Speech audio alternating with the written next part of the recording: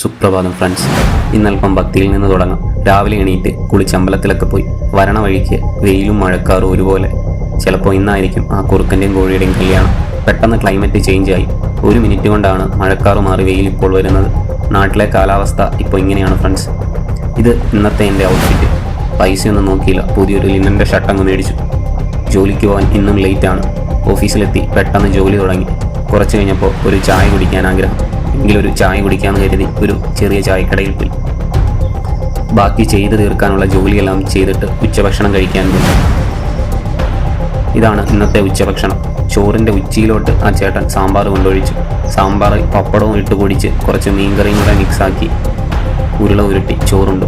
കൊള്ളാം, ഏതായാലും അടിപൊളിയാണ്. ഇന്നത്തെ വർക്കെല്ലാം കഴിഞ്ഞ് തിരിച്ച് വീട്ടിലേക്ക് പോണ വഴിക്ക് വീണ്ടും മഴക്കാറ്. പകുതി വഴി എത്തിയപ്പോൾ ഒരു കൂട്ടുകാരനെ കണ്ടു.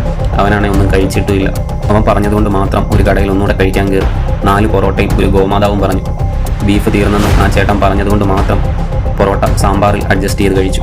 ഞാൻ വീട്ടിലെത്തിയപ്പോഴേക്കും അമ്മ ഒരു പ്ലാവും തൈയുമായി എന്നെ നോക്കിയിരിക്കുകയാണ്. ഞാൻ വന്നിട്ട് കുഴിച്ചു വെക്കാനാണ് അമ്മയുടെ പ്ലാൻ.